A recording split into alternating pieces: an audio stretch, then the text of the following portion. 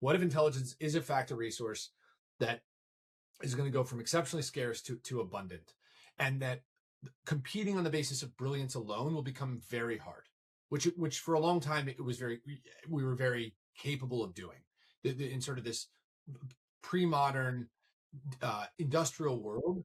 Intelligence alone could get you very far. In fact, it could get you so far. I remind people that Reed Hastings, the CEO of Netflix, had to pass a no policy in 2005 because for so much of the 90s and 2000s, the brilliant minds were being hired at any cost, any cultural cost, to the point where Reed was like, okay, this can't go untethered any longer. We have to say that brilliant people have to meet a certain morality. Hello, and welcome to FranklinCovey On Leadership. I'm your host, Will Houghteling. Today's guest is Zack Kass. Zack Kass is the former head of go-to-market at OpenAI and a leading voice in AI and the future of work. He's the author of the best-selling book, The Next Renaissance, AI and the Expansion of Human Potential. In today's conversation, we'll separate what's hype and reality in the AI boom. We'll talk about how companies and leaders can adopt AI and what leaders in a post-AI world look like. Zack Kass, welcome to FranklinCovey On Leadership. Thanks for having me, Will. Wonderful. Excited for today's conversation. So I want to take you back in time, November 30th, 2022, the day that ChatGPT launched. You were working at OpenAI as head of go-to-market. Tell me about what that day was like. Did you feel like we're about to change the world, or was it just, another launch? What I tell most people is I think we had been pretty excited at OpenAI for a while about what we were building, and most people who worked there were working there for a reason that was non-economic. That's in part what made OpenAI so special for a while. Not even because of the nonprofit structure, but because it just wasn't an obvious massive company, given that we didn't really have products to sell. So November 30th probably felt to most people like any other day, where we were sure we were going to do something important at some point. When it was going to matter wasn't clear, although I think people started to get a sense that it would matter. I would say probably that, November 31st.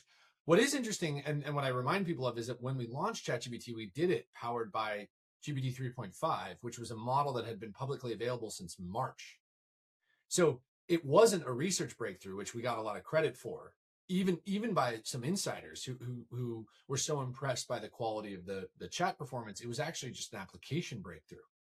And when we launched it, we didn't launch it as a mobile app. We launched it as a web app because the idea was, let's just make it really simple for people to arrive at the site and see what the models are capable of. So I think we were really excited about GPT 3.5 7 months prior, and the assumption that an app alone would launch us into the stratosphere, I don't know that many people would have made it. Yeah, I remember seeing it absolutely took off on Twitter back when X was called Twitter. It took off on Twitter immediately. And I remember we had a executive team meeting maybe 10 days after that. And I shared my screen and showed what's capable. And I saw everybody in the room just like jaws drop to the floor. And it is so interesting that it took kind of a quite simple web app on top of this powerful model for it to explode. So subsequently, you obviously worked at OpenAI for a while. You then left, and you're now kind of a premier leading voice for AI, future of work, and whatnot. You recently wrote a book, The Next Renaissance, AI and the Expansion of Human Potential. Why that title? Why did you choose The Next Renaissance? Well, you have to call your book something, and well, okay. We were between two titles: Unmetered Intelligence, which the book talks a lot about and is a term that we could have probably branded. And I'm a big fan of Will Houghteling and Unreasonable Hospitality, and thought, man, this is the kind of thing that people could talk about for a long time.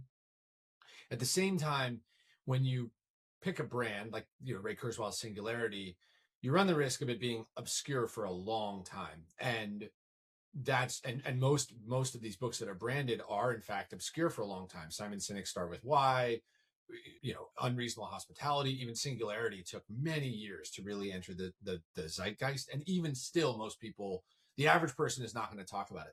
So we decided to pick a title that would make sense to what I call an educated layperson. If you're walking through an airport and you see this title, you go, okay, I can understand that this book is going to describe to me a major shift in how the world works on a multidisciplinary basis. Because if you grow up in really any school, any Western school, you learn that the Renaissance was a period of growth across not just science and culture, but also political thought and actually physical attribute and physical ability. We discovered a bunch of new sports during this period. So we paint it as a exploration in how humans will sort of reimagine our lives as a result of this technology. We also use the opportunity, I use the opportunity as a history major to paint it against the backdrop of the late Middle Ages, which I sort of stare at the world and I'm constantly in awe of how incredible things have gotten for humans. But a lot of people are not. A lot of people are filled with dread. Now, I make this simple argument in the book. The reason most people are filled with dread is because they are staring at all the bad news all the time, and that there is, in fact, less bad news on any relative basis than there used to be. But if all you do is remind yourself of the bad news, it's really hard to feel good. And if you want to appeal to those people, right? If you want to be the cynic's optimist, as a world leader recently described this book, then what you need to do is actually give people a frame. And I use the current period, if you want, as the late Middle Ages. And I say, listen, how could you have felt good about the human progress in the late Middle Ages, the period that predates the Renaissance, the period that predates sort of the modern life, if if you knew what we know now? And that's also a chance for me to sort of show it against this human story progress. So you talk about unmetered intelligence, which I think is a really interesting concept. I get it's hard to brand something and own it forever. It takes a while for that to catch on. And you could have had a lot of people, the layperson walking in the airport, buy a book called Unmetered Intelligence. And they're like, WTF is this about? But I think it's a great concept. So maybe explain what free unmetered intelligence means, and then what are the implications for the world? So unmetered intelligence it's close to this idea of free intelligence, but nothing is free. So if you calling something free is not a optimal use of language. Unmetered is a way that we describe a lot of resources that are definitely not free, but no one thinks about consuming, right? If you walk into a store and you ask to use their bathroom, they don't charge you for flushing the toilet, right? The restaurant doesn't charge you for tap water. That's because water is effectively unmetered. There is a cost to it, but it's so low that no one's trying to take a rake on the actual consumption of it. And even your friends who are struggling when you come into their home aren't going to charge you the incremental cost to the tap water that you use. That's what an unmetered resource looks and feels like to society. And water is an important analogy because it didn't used to be unmetered. For most of human history, water was very scarce. So scarce that it drove entire migration patterns. It caused entire populations to disappear. And it continues to actually organize people in many ways until very recently, when we figured out how to pipe clean water to lots of the earth. And now people are actually organizing sort of not around water for the first time in basically ever. Unmetered resources look like this. Water is one, electricity is another. The internet, of course, is the most recent. The internet, when you and I remember a time where the internet didn't exist. Then we remember a time where it existed, but it was very expensive. And it really meant telling everyone in your house to stop. No one pick up the phone and no one accept any phone calls. And I'm going to sit here for 5 minutes while it boots up. And now we live in a world where no one, you walk into someone's house, they don't go, hey, I'm going to charge you a little for calling my internet. And in fact, in places like India that have leapfrogged so far on internet infrastructure, the average Indian pays $7 a month for 5G, unlimited 5G internet and streaming services, right? So we've just seen the cost of this stuff go to zero. My argument is, what if intelligence is the same thing? What if intelligence is in fact a resource that is going to go from exceptionally scarce to abundant, and that competing on the basis of brilliance alone will become very hard, which for a long time we were very capable of doing in sort of this pre-modern industrial world. Intelligence alone could get you very far. In fact, it could get you so far. I remind people that Reed Hastings, the CEO of Netflix, had to pass a no policy in 2005. because for so much of the 90s and 2000s, the brilliant minds were being hired at any cost, any cultural cost, to the point where Reed was like, okay, this can't go untethered any longer. We have to say that brilliant people have to meet a certain morality and or certain, human standard. And exactly. And so now intelligence is getting so cheap because the quality of the compute, or the performance of the compute, the cost of the compute, and the amount of the compute is coalescing to drive cognition to commodity. And my argument does not propose, by the way, Will, that intelligence, unmetered intelligence, means universal brilliance. I'm not arguing that everyone will be smart. The internet does not mean that you do research. Literacy does not mean that you read. Unmetered intelligence does not mean that you will be brilliant. It means that you will have unlimited access to cognition, and what you personally do with it, what we collectively do with it, will determine our outcomes. And framing unmetered intelligence in this way allowed me to write a book that's not about AI, the app, which everyone wants to talk about right now, AI, the product, ChatGPT, Gemini, Claude, but rather AI as an infrastructure layer, AI as invisible technology that powers cognition. How does that change our world? So you're speaking about this new world of unmetered intelligence. What happens in a world where intelligence is free, a lot of work gets automated? What's left for humans to do? When I first started writing the book, I went back to read an essay by John Maynard Keynes titled "The Economic Possibilities for Our Grandchildren," which was written in 1930. It is as prescient as any thinking gets, I would argue, and deserves to be listed as some of the greatest pieces of writing, one of the greatest pieces of writing of all time. In it, at the outset, John Maynard Keynes, by the way, the backdrop, Will, people are dying of starvation in the streets, right? 1930 is not a good time.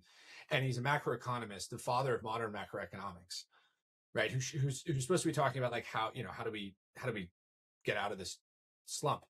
And he writes this essay, and he writes, "I now must disembarrass myself," which is a great word. "I must disembarrass myself to take flight into a future I will not live to see, one in which humans will have solved the economic problem and be faced with something more profound." I get chills when I say it. I love talking about it. Fodder in macroeconomics stares at the world and goes, you know what? Machines are going to get so good that we're going to automate a ton of work. And when we automate a ton of work, we're going to house, feed, and clothe everyone. As long as governments allow us to find our own pursuit of joy, we're going to do so. And the problem on the horizon is spiritual, not economic. And I pick up that baton and run with it in the book and basically argue that one of two outcomes happens as a result of job automation. One is we automate everything and then something truly profound happens economically. The other is we don't, we find work to toil ourselves forever. In either event, we are going to reinvent the purpose of being human, right? There's no efficiency on the horizon, reasonable efficiency that doesn't result in us asking ourselves quite seriously, why are we here? And you and I already could ask ourselves this. I mean, if we're being honest, most people who listen to this podcast have what they need to survive, and we continue to toil, and we're not really sure why. Like there's something in our bones that tells us we must work, we must find purpose. There's a book that came out recently called Meaning, this idea of the pursuit of meaning. All of this coalesces into something that is not actually economic. You and I don't work because we're going to starve, Will. Our great-grandparents did. Certainly everyone that came before them did. We don't. What are we doing? What is our purpose? Like, why are we here? And automation forces that issue in ways that I think are actually quite uncomfortable for most people. And in ways that, most people on Earth never had to answer, because most people on Earth worked because they had to survive.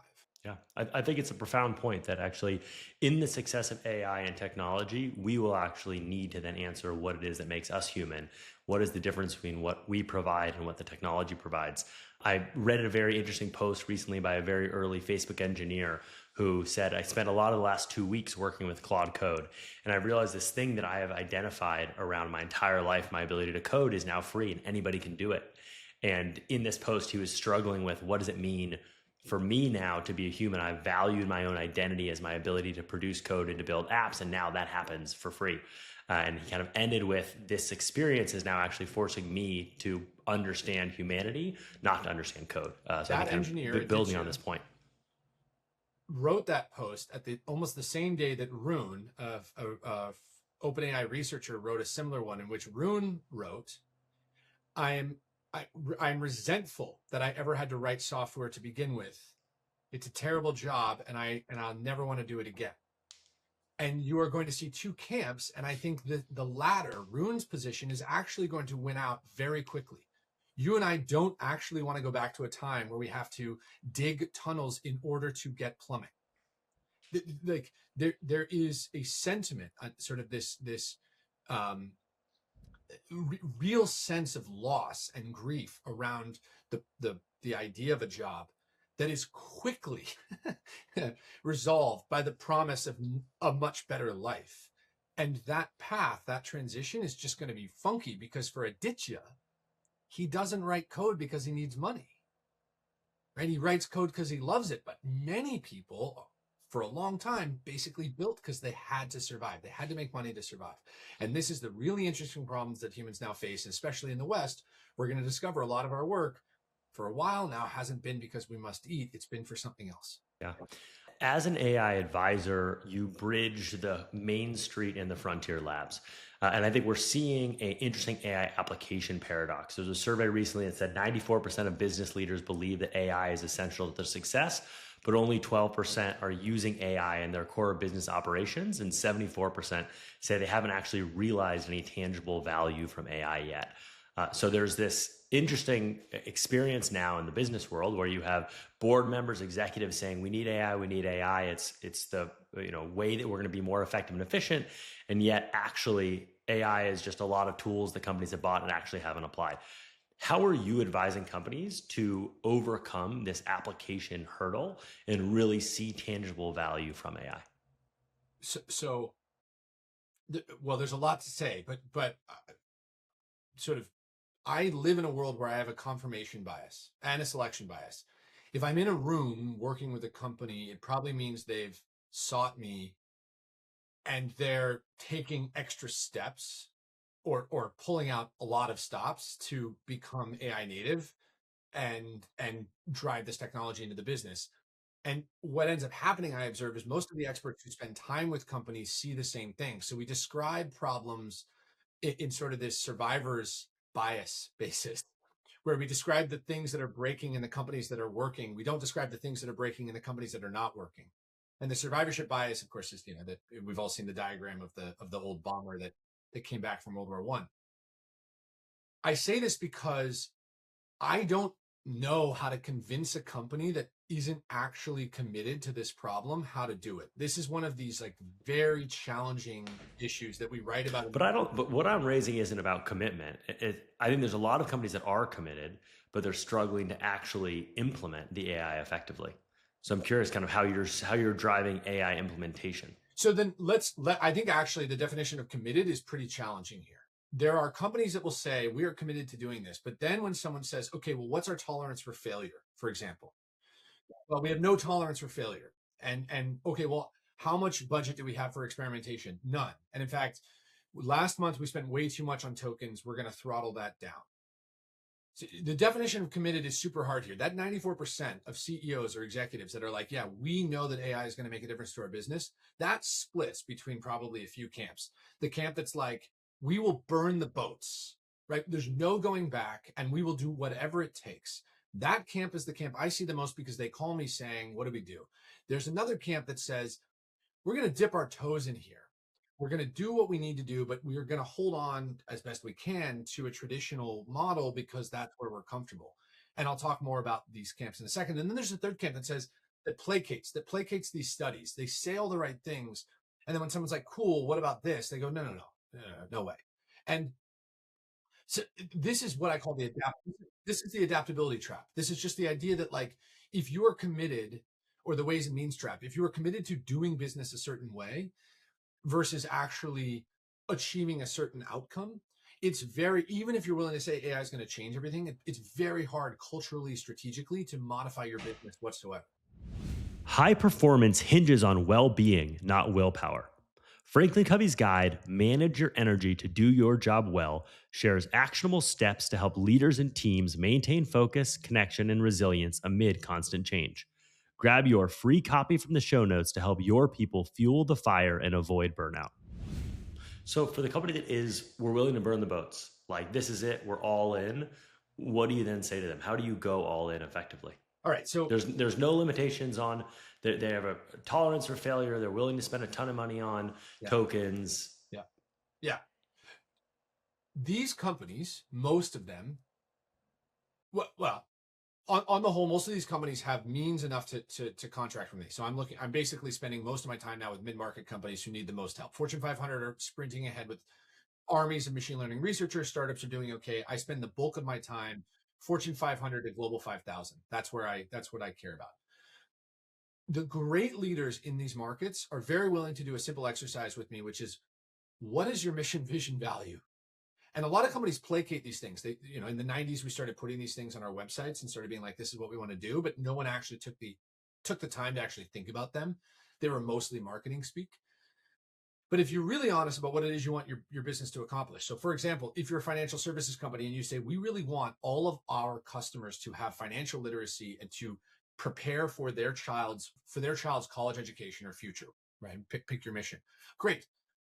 Are you willing, therefore, to do the following things in order to achieve that outcome? And the following things could be, close every branch. The following things could be open a bunch more branches.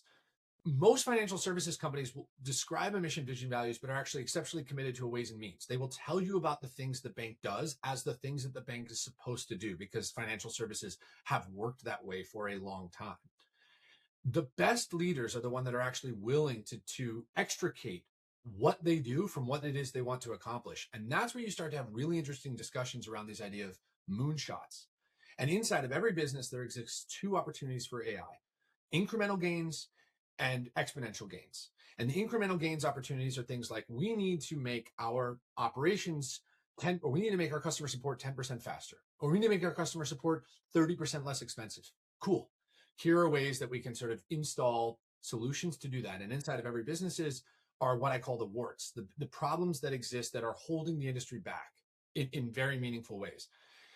And those opportunities, especially in financial services, are things like, hey, we need to figure out actually how we offer wealth management, not at 2%, but at 0.25% fee. That's an exponential improvement in margin, so that way more of our customers can get financial literacy without installing robo-advisors. Reimagining financial services or reimagining wealth advisory is an incredible exercise. Reimagining underwriting, right? We've underwritten this way for the last 250 years. Can we make exponential improvements so that we can issue $10,000 life insurance policies? If you are not pretty wealthy, you cannot get life insurance. Many Americans are grossly underinsured as a result, because the cost of servicing that loan is just too great. Reimagining how we write and service life insurance is going to be a major step function improvement in financial services. So is most of your work then helping on these exponential improvements and not as much on the incremental improvements? It's actually both. I think a lot of the work is showing up in just giving people a frame of reference. Yeah. So on the incremental improvements, let's say a company, because I do think that's the thing. So it sounds like kind of what you're saying is a lot of the work that I do is helping companies in their 30,000 foot strategy and to totally reimagine what financial services looks like in the post AI age. That's super interesting. I think that is daunting for a lot of CEOs and leaders. And they're like, shoot, I don't know if I'm willing to risk it all for this new vision. I think every leader is saying, but how can I just get the 30% improvement? How can I make customer support 30% cheaper? How can I make my outbound sales 30% better, et cetera, et cetera? And I think they're struggling because they're buying the tools that should ostensibly do that. They're buying Clay, they're buying, whatever the Einstein add-on is for Salesforce, whatever the case may be. And they're like, I still have 100 salespeople and we're still roughly bringing in as many leads and our pipeline hasn't exploded, et cetera. So what's the process? What's the system for implementing incremental gains that you see really working? We can take a bank as an example because it's a pretty good one. Once we identify what needs to happen exponentially and what can happen incrementally, then it's a matter of, and that happens at a strategic level, and assuming that the bank is culturally capable, then it's a matter of bifurcating, especially in a business like a bank, something super important. Every business that exists in a heavily regulated market has this. It's the tier. What do we call it? It's a tyranny of the perception of regulation, which is that everyone in the bank believes that they are heavily regulated, when in fact only a few people in the bank are heavily regulated. The bank has this cloud of regulation over it. And so most people in the bank would tell you, well, you can't make changes to this because of the following things. Well, that's not actually true. Banks are heavily regulated in very specific ways, and actually you can do a lot in many others. But there's this cloud that sort of hangs over it. Unpacking that work is actually exceptionally hard, which is why banks are pretty slow to adopt anything, even in the cases where they can. And so a lot of this is then going into and spending time with the managers and the leaders inside of a bank and saying, okay, what can we actually do here? And in the case of a financial services business, it also means unpacking the context layer. So the next layer down is looking at their data. And most banks have a ton of data, of which very small amount is actually PII. If they strip out your and my name, social security number, and address, they can do a lot of stuff with that data that they don't today, again, because of this cloud of regulation. And so it's a matter of talking with the managers about what they actually need to accomplish, and then looking at the context layer, looking at the data layer to actually do it. After that, it's basically an engineering issue. And for most banks, for most mid-market financial services companies, they don't have brilliant engineers. And so they're used to purchasing off-the-shelf products. And most of these off-the-shelf products, honestly, aren't designed for meaningful improvement. They're designed for very, very small incremental change. And you go through this step, and actually at the other side of this, you discover really high leverage, really safe and achievable, meaningful gains that either you buy and carefully install, or you build. And a lot of the work that I end up doing is building stuff for these folks. Interesting. Another challenge with AI and enterprise is AI slop. I feel like 2 years ago, people called it hallucinations. Now AI slop is the term du jour. I just got a text from a friend who doesn't work in tech, and he and I sometimes go back and forth about whether AI is going to transform work. And he texted me literally this morning, I had the most insane AI experience in a business setting yesterday. It was so frustrating and inefficient and inaccurate. It made me feel like we still have a long ways to go before the revolution. Despite efficiency, if AI gets things 5% wrong, most of the time, you still can't trust it. AI is trained on the average of the internet, right? So there's a lot of garbage in, garbage out. They're now doing a lot of work with Mercor and data labeling to have kind of expert evals to train on better data. But where do you feel like AI quality is going, and how are we going to get past AI slop in the work world? Or do you disagree with the concept of AI slop being a hindrance to AI adoption? I would not categorize it in the same bucket as hallucinations. I think these are two different issues, and I'll try to sort of briefly explain why. Hallucinations is a failure of the model to produce a precise or accurate answer. And the real issue with hallucinations is that most models struggle with. For a long time, models struggled with two issues that were leading to hallucinations. One was a sycophantic model behavior problem, and the other was a model accuracy problem. And when you combine inside of the Venn diagram of a model that really wants to please you, and inside of the Venn diagram that a model that wants to please you and isn't great, you get hallucinations. A model that's like, well, Will, here's an answer, and it's totally wrong. And the hallucination rate has declined precipitously because we have improved model behavior, where models are now inclined to tell you that they don't know the answer, or they don't have a confidence in the answer, and also where models have gotten good enough. So hallucinations alone is not actually the problem anymore. The problem now, I think, is that models are good but not great at writing, and good but not great at producing really thoughtful ideas and art, creative content. And so you now have a world where people who want to or incentivized to produce a bunch of stuff are doing so at a crazy rate. And the amount of content that is mediocre, critically, this is important. Slop is not slop. Slop is a funny term because slop itself, right? Like pig slop is gross. It's like so gross. This is something worse. This is like, and I don't want to, maybe this is an unfair pejorative, but it's like McMansions, right?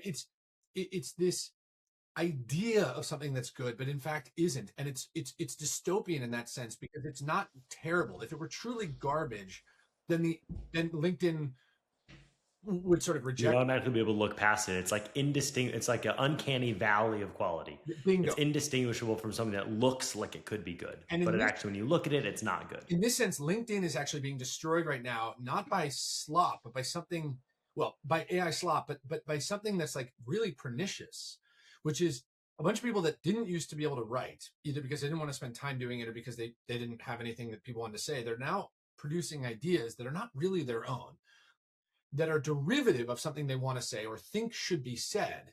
And then a bunch of other people who are incentivized to comment or like are now following on, and you're creating this sort of recursive slop. And the amazing thing about it, I observe, and my pet peeve, is that a lot of AI thought leaders are actually producing AI slop because it is serving their engagement.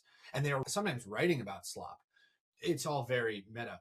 But your friend's point is valid, which is like, hey, the model still isn't good enough to do some work. And I sort of understand that, but I'm also like, find a different task, or also compare it to all the other work that a human would do in that category, and you will probably discover that it is meaningfully better. So in the case of content and engagement, it's producing a cesspool of media. But in the case of, like, I don't know where your friend works, but in the case of the work they're doing, it probably is materially better than the average person's work in that category. And if tuned a little, will end up saving a decent amount of time. And by the way, if it's not, then your friend has a bunch of alpha and they should keep doing that job and sort of invest there while the models can't do it. How do you think the models are going to get past it?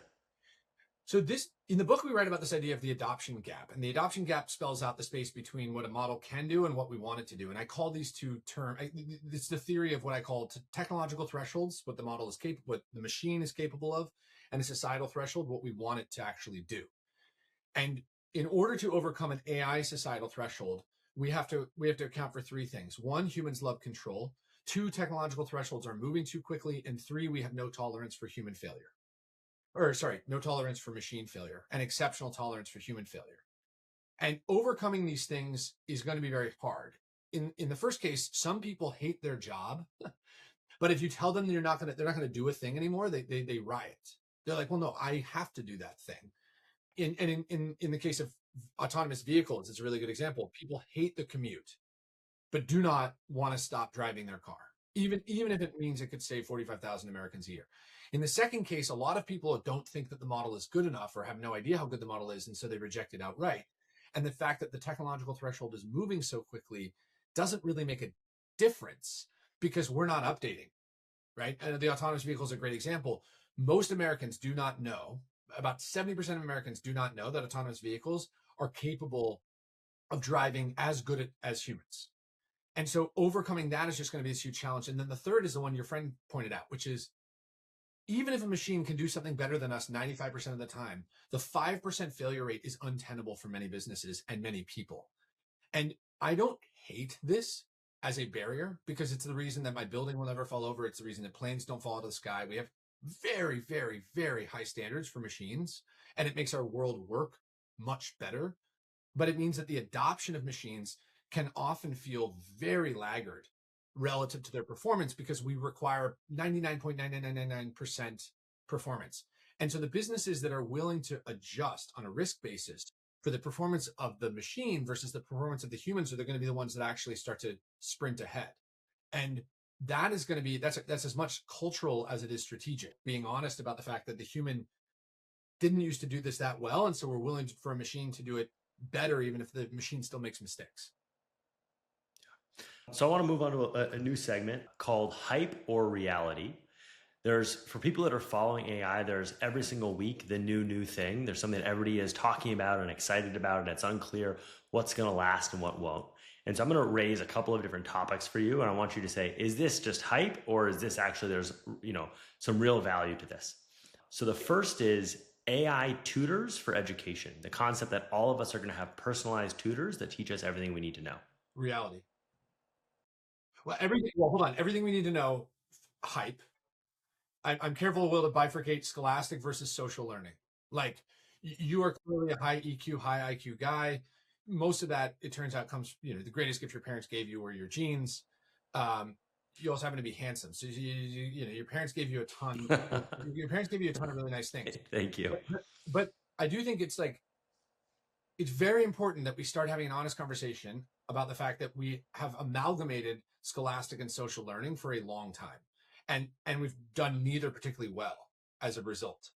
Kids graduate high school not really knowing how to be adults, especially in the United States. And we also aren't really good at math, sciences, and reading and writing, because spending 8 hours a day sitting at your desk doesn't really accomplish either. Whereas the Chinese are very indexed on scholastic learning. And then the Swedes are very indexed on social learning. And so you watch these two populations graduate with exceptionally high interest in sort of social groups, and they both sort of overperform in their respective ways. My argument is that we're going to see this bifurcation in the modern sort of post-industrial education system, where kids spend 2 hours a day, 2 or 3 hours a day in intense scholastic learning environments. This is Alpha School's model. And then the rest of the time, more Waldorf alternative education style, where the child goes outside to do physical activity, game theory, life skills, etc. And the time inside is probably going to either be very small focus groups, or for those who can't afford that, AI-powered tutoring. Awesome. Next topic, staying on the topic of education, there is a lot of frustration or anxiety that AI is hurting students' development of critical thinking skills because they're outsourcing their critical thinking to the AI. Hyper reality. At the risk of being booed by, I think this is hype. I am on a crusade to remind people that idiocracy, this theory that the population starts to get dumber, which we write about in the book, and I'm willing to defend these ideas. It predates AI. It actually arrives sort of circa 2012 and starts to really ramp up in 2019. So the current illiteracy that we see in Gen Z starts to ramp in 2019. And at the same time that motor dysfunction also starts to ramp up. So we're seeing a population, Gen Z, that's less likely to read, ride a bike, and swim than the prior generation, and looks to be on average the first generation in many to not be smarter than the last. So clearly the population is getting, on average, less intelligent. Now, there's something buried in that data, but let's just talk about that population. It predates AI, and it's very easy to make AI the boogeyman, but in fact, I would argue there are two far greater threats to a young person's development. The first is the device, the screen itself. And we should just normalize the fact, we should normalize the conversation that Jonathan Haidt is crusading on, that we should never have given kids smartphones. We certainly shouldn't also have given them social media. We compounded the problem, and their addiction to the device is harming their brain. And I'm so willing to say it now, and we should just talk about it more. Like, it's terrible. And that has done nothing for kids. The other issue, somehow at the exact same moment, circa 2009, 10, we decided that making kids uncomfortable was not good. Something happened in the West, the coddling of the American mind, also a Jonathan Haidt book, proposes this idea that parents became very uncomfortable with their own child's discomfort. And in my book, we write about this theory of vicious versus virtuous friction. And AI presents this opportunity to automate everything. And at the automation boundary limit, you should discover a bunch of virtuous friction. One of the virtuous frictions in this world is meeting someone at a bar, being forced to ask someone out, right? Online dating, not to say anything for anyone who met their partner online, but online dating has done terrible things to a generation because it's convinced them you can meet anyone with any ease. And in fact, there's a ton of value in actually having to make effort to court someone. That's virtuous friction. Vicious friction is walking 3 miles to get clean water. We should do away with all of the things that don't actually serve us. We did away with so much virtuous friction in a child's life. We stopped requiring that the child do interesting, hard things because it made them uncomfortable to such a degree that we created this entire generation that is so unfamiliar with discomfort. And I observe this. I teach a class at UVA. At the outset of the class, I tell every student, you cannot have your cell phone or laptop open in class. You can record if you want on the device, but you can't be staring at the device, and you can take notes by pen. And the way I'm going to test you is not by homework, but I'm going to call on you. It's the only way I know how to test you in this class. I'm going to call on you live, and I'm going to encourage debate, and I'll grade the debate. And many students wrote in that I was creating an unsafe learning environment. So I observe it as I observe it, we all observe it. And my argument is we should actually be honest about the fact that we gave kids a very addictive device. And then we said, and also you don't have to do a summer job. You don't want to learn to swim. You don't want to learn to bike. You don't have to. You don't want to debate your classmates because it's unsafe. No worries, no problem, right? That's okay, right? Your ideas are, this is a safe learning environment, right? You don't need to be uncomfortable. That is the problem. And I think making AI the scapegoat is very easy. The reality is too, AI amplifies the addiction. And so we should just start normalizing this discussion around creating safe places for kids to learn how to be adults without a screen in front of them. All right, my last hype versus reality is the week that we're recording, we're going through in the broader markets, the SaaS apocalypse. All of these SaaS companies, their valuation is being cut. There is a belief that with this week also Opus 4.6 launch from Anthropic, there's a belief that large companies are just going to spin up agents. And they're going to say, I don't need that Salesforce contract for $10 million a year. I'm just going to build our own AI native CRM that matches exactly our needs. And we're going to have a handful of AI powered coders internally running a bunch of agents. And we're going to cancel all of our software subscriptions accordingly.